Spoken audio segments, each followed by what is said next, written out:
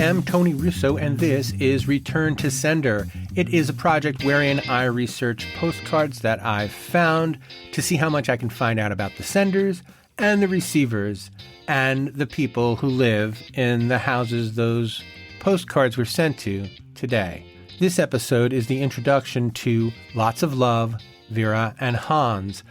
It's a story about a postcard of Mount Rushmore that was mailed from Wall Drug on July 25th, 1955. I've written this on bytonyrusso.com, so if you'd like to read it instead, you're welcome to, but this is the audio version, and here is the audio. Lots of Love, Vera and Hans. On Monday, July 25th, 1955, Vera and Hans, a pair of road trippers, sent a postcard from Wall, South Dakota, to San Fernando, California. It said this: Monday, a.m. Dearest Mom, just going in to see this memorial. We'll see you all pretty soon now. So anxious. Lots of love, Vera and Hans. This is the story of that postcard, or as much of it as I can figure. Visiting Wall Drug. A personal history.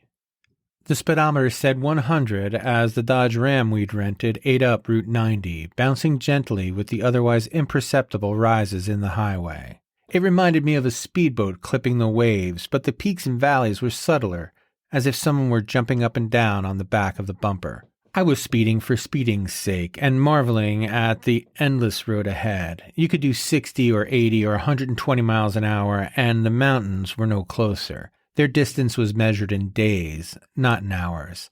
Imagining what the trip must have been like on a mule or wagon train, how hot and hard and slow, I was grateful to know that there would be a Love's or a Travel Centers of America with their huge well-lit signs and well-appointed facilities every 90 minutes. That even if I broke down without cell service, someone would come along with help, at least in the daytime. Driving after sunset on a moonless prairie night is like sitting in a closet. I can only see as far as the end of my headlight. At night, I dial way back on the speed and let myself be a little mesmerized by the clusters of towns off in the distance, pockets of light in the vast plains dark.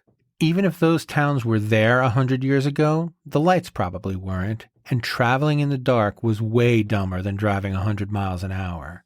I imagine the sick feeling of hearing the engine cough or seeing those first clouds of vapor seep through the hood with only a vague idea of how far it was to or since the last town.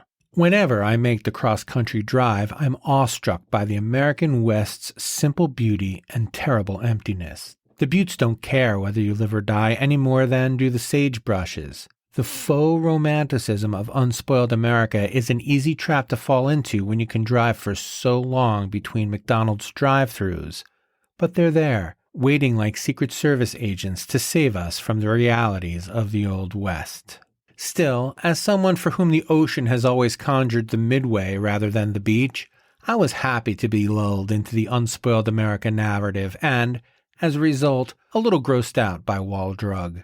I want to call it the south of the border of the West, but that doesn't get at the former's all-encompassing nature. Where south of the border is a trinket shop that mutated into a low-rent amusement park for people on their way to Florida, Wall Drug is a straight business that mutated into a town. I feel like there's an East Coast-West Coast comparison, sentimental kitsch versus garish nostalgia. But as with the fundamental difference between South Beach and the Vegas Strip, there's a kinship as well, a through line. We'd spent the previous 2 nights in Sioux City, Iowa, a hellish burg where the Great Depression is alive and well. It's a story for another time, but suffice it to say we were up and out early and well ahead of schedule. I don't believe you can drive 10 minutes without seeing a Wall Drugs sign for 300 miles in any direction, which is likely what conjured the south of the border image in my mind. In my research, I discovered that the comical number and nature of the signs started out as a joke that spun out of control. The founders stumbled across some scrap wood well outside the town and painted Wall Drug on it. He happened to have paint and brushes handy, and propped the sign against a scraggly tree. Every time he added a sign, business increased, so he kept adding signs.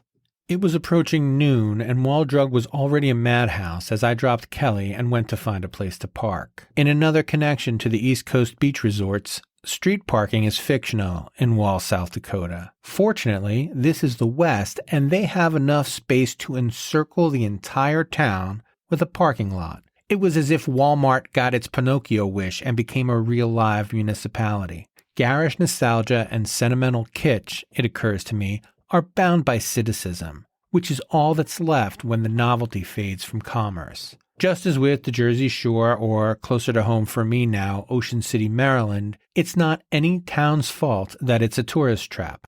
After decades of trying to live up to nostalgia, the effort has to collapse on itself under the weight of insupportable expectations. Things aren't the way they used to be because they never were that way. Sometimes things become caricatures. Sometimes they become cartoons. Ambling along the boardwalk connecting the various shops with their tacky keychains, bawdy t-shirts, and chintzy reproductions, I could have been on any boardwalk on the East Coast. It was July 2021, and even though I was vaxxed and masked, I could feel the pathogens in the air, imagine them in clouds around the people exasperated by my virtue signaling. I'd underpacked and needed a sweatshirt for the unexpectedly chilly high plains evenings. The store was shoulder to shoulder, kids leaking snot all over their filthy lollipop mouths and grown-ups in commemorative t-shirts making performative and impotent threats, and me, who hadn't been in a room with more than 2 other people in it for nearly 2 years. The claustrophobia set in hard, and I decided I'd rather freeze than be inside queuing with the unwashed to pay $60 for a hoodie proclaiming that I'd visited Wall Drug. Kelly, who, as a teacher, was able to function in the post-social distance chaos, insisted that she would stay and get the sweatshirts. She even found me an unbranded one, while I retreated back to the safety of the truck like a man and walked the dog. All in all, we spent less than an hour at Wall Drug, and it mostly faded from my memory by the time we set up camp in the Yellowstone KOA in Custer, South Dakota. Even today, given that I've discovered a reason to remember it, the memory is elusive, like a dream about being trapped in an IKEA-sized Bob Evans. The idea that I would be grasping for Wall Drug details 3 years later because of a 70-year-old postcard I came across would have seemed preposterous at the time. I mean, it is preposterous, but here goes. Wall Drug Revisited. A lot of times, I think we have commerce backward. We complain about corporate greed as if we aren't participants, balls of indiscriminate want clamoring for lower prices. We built Walmart and Wall Drug into what they are today, reflections of our bottomless need. When Ted Husted bought Wall Drug in 1931, his plan wasn't to turn the vast Dakota wilderness into a cheap Wild West show. His plan was not to go broke out in the middle of nowhere during the leanest decade of the Great Depression. According to the company website, which is totally worth the visit, link in the show notes, Husted sought an apothecary in a small town that had a doctor to write prescriptions and a Catholic church. He and his wife Dorothy were daily attendees. Wall fit the bill, and even though his family complained that it was in the middle of nowhere, even for 1930 South Dakota, the Husteds staked their claim in the town of 326 souls. By 1936, they were ready to quit. They were barely scraping by with prescriptions, and the few advertising efforts they'd made seemed to fall flat. Dorothy had a pitch that summer, put a sign out on the highway saying, "Free ice water." This is the part where I wish I had the power to evoke the nothingness for miles and try to find a way to get you to amplify it. To imagine the 1930s roads stretching so far into the unbroken distance that it seems two-dimensional, like a child's perspective drawing. Given the vast nothing preceding it, Sioux City was about a 6-hour drive at the time. Even for the skeptical, the words free ice water must have been a huge draw for people driving cars without cup holders. By the time Vera and Hans mailed their postcard in 1955, Wall had more than tripled in size and become as much a roadside attraction as a drugstore/soda fountain. People started wanting hot food to go with their free ice water and souvenirs of the American West to prove they were there and, of course, postcards and a place from which to mail them. Wall may have been in the middle of nowhere in 1931, but by 1941, the opening of Mount Rushmore transformed Wall. If you're coming to the National Monument from points east, you're passing Wall Drug, an accident of history or geography, transformed Wall from an emergency stopover into a roadside attraction. Wall Drug, pre-visited. The postcard looks to have been made from a hand-colored photo of Mount Rushmore taken at the mouth of a tunnel that opens up to the monument. I noted the postcard was licensed by Black Hills Novelty Company, half an hour north in Rapid City, Iowa, and discovered that a specialty postcard printer printed it in Massachusetts. Carving up that mountain didn't just help kickstart American road tripping. Everyone suddenly had a new revenue stream. I don't know if Vera and Hans bought the postcard at Wall Drug, but I think they must have, because they were California bound. When I talked before about having trouble imagining the trip in the past, they were the couple I had in mind. 1950s young adults aged by privation and cigarettes. As much as we, probably rightfully, romanticize the Great American Road Trip, only something like 30% of cars had air conditioning in the 1950s. There's a 2 in 3 chance that Vera and Hans drove across the American plains with the windows down. By the time they hit Wall Drug, the dust must have been incredible, and the free ice water must have tasted like candy.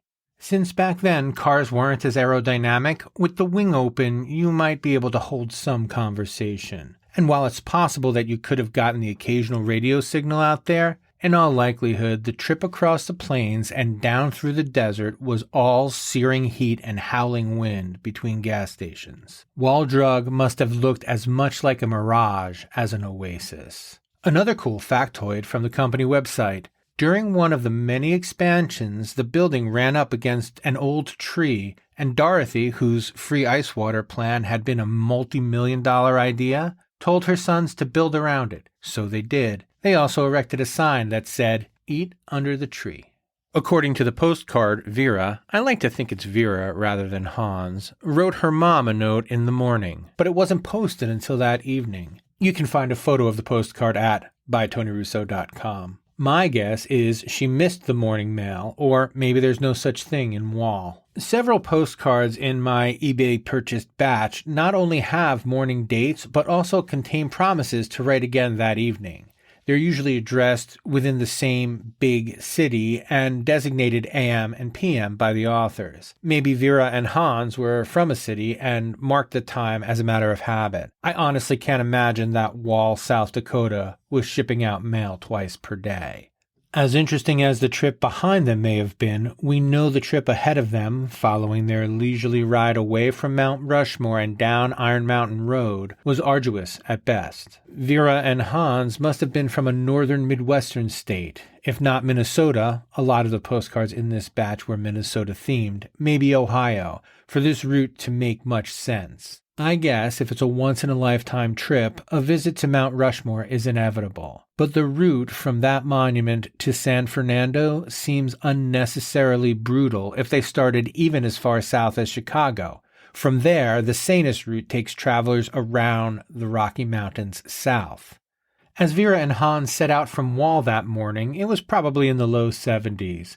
The temperature would approach a pleasant 90 that day as the trees and altitude provided some relief. Winding up over Iron Mountain Road, the rock formations and little secret-looking open enclaves in all their beauty and mystery were the real sights to be seen. There was no magic at Mount Rushmore, though. It looked pretend in the way I imagine the Empire State Building might seem to a tourist, more movie prop than feat of human engineering. The treasure was the view into the distance that it allowed, demonstrating that the real feat of human engineering was the fact that we carved any civilization out of this vast wilderness at all.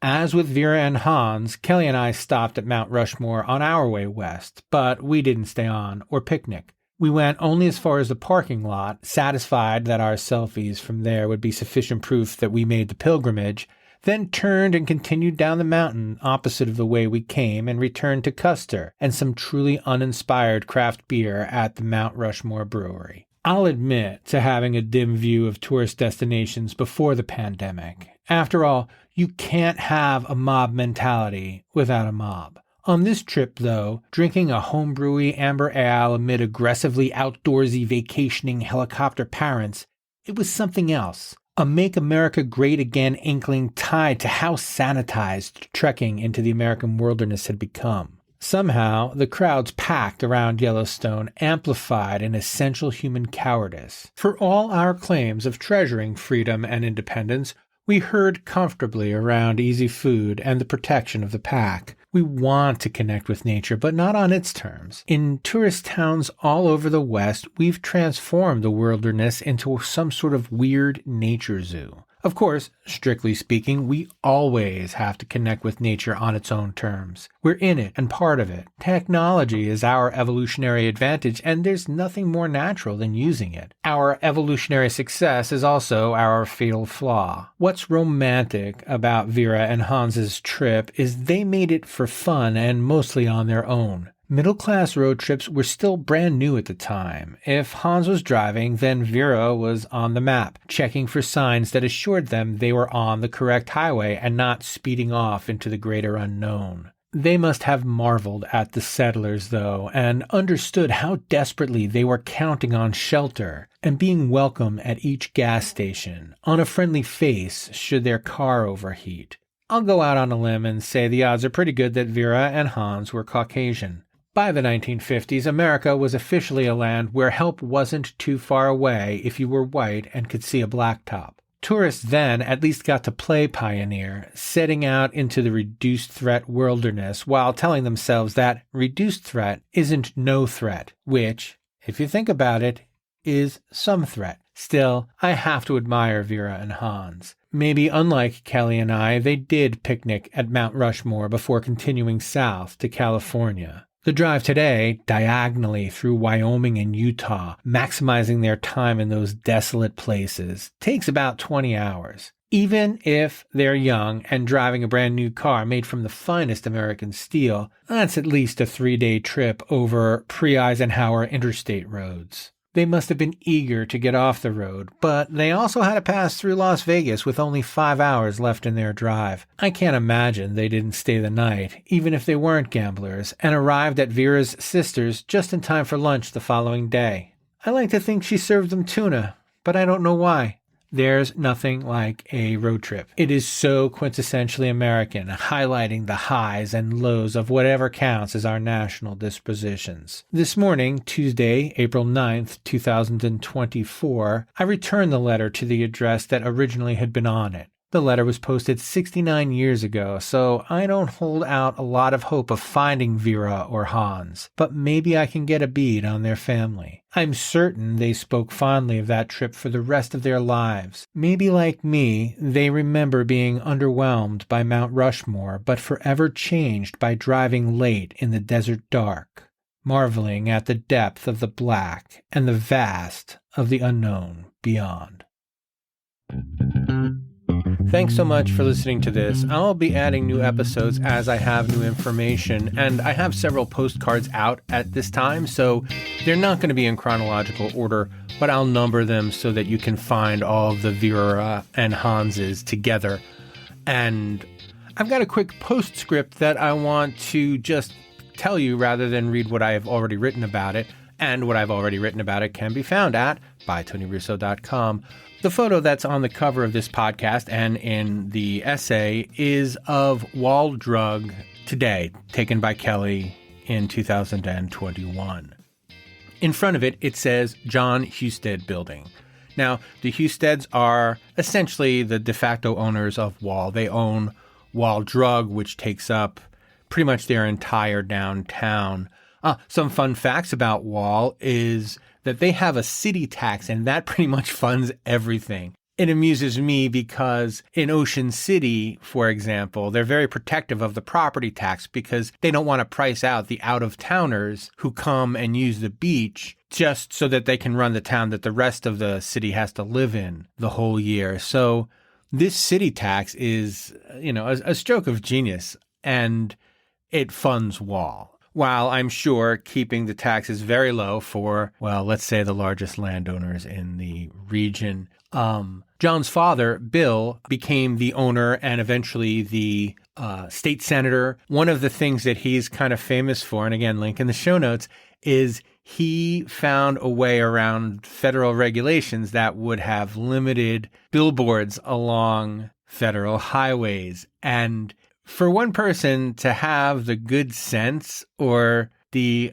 unspeakable access to greed to both come up with a city tax so he didn't have to pay taxes and then get around the federal law so he could keep advertising and do that as a public servant who is paid to look out for everyone's best interest. It's beautiful. It's this idea that if you are wealthy enough, your best interest is everyone else's best interest. And the number of poor people that believe this is shocking and embarrassing. But that's not what I'm here to talk about. I'm actually here to talk about what a tragedy the death of John Husted was. John Husted was 21. He and two friends were out driving. They were all drunk and they drove off the road and John died. What was fascinating was you never get that kind of story out of a newspaper. And in fact, the newspapers at the time said that he was killed when his truck rolled over at 2:35 a.m. on a Saturday.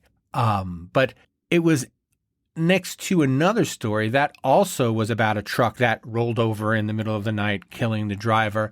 But there was no mention of alcohol, and I'm wondering if that was a function of the 1970s more than a function of this young man's well-connected family. But the reason his story is out, and this is worth sharing, is the man who had just become his brother-in-law before he died became a state trooper, and by the 1990s was kind of a muckety-muck in the state troopers, and he would give talks to local high schools, and he would tell the story of how this young man thought he was invincible and got out on those long, dark South Dakota roads and flipped his car over and died. I mean, I can't tell you how dark it is out there and how dangerous it feels for that reason. Return to Sender. Lots of love, Vera and Hans. Introduction was written and edited and produced by me, Tony Russo. I'm really excited about this new project. I don't know how often I will update it, but I'm going to try to do this in real time. So as I choose postcards and send them out, and if I get responses from people, I'll be sharing it both in print and here on this podcast feed. If you have any postcards you want to share with me, or if you want me to send you a postcard, you can reach out to me at bytonyrusso.com. If you'd like to subscribe to my Substack to support me, that would be awesome. I do have a couple of special behind-the-scenes things that I do for my paid subscribers, one of which is I'm going through all of the evidence of a murder trial, one piece at a time, and it's fun. There's fun stuff going on behind the paywall, but there's also lots of stuff going on in front of the paywall, and the fact that you're listening is beautiful to me. Anything else is super extra cool. Episodes of Return to Sender aren't going to be in chronological order because I'm going to put things out as I get them, but I'll mark them all based on their senders and their stories. So far we have Love Ruby and Lots of Love, Vera and Hans, and those will be the headers if you want to find the different stories along the way. But that is all for this time. Thank you again so much for listening, and that will do it.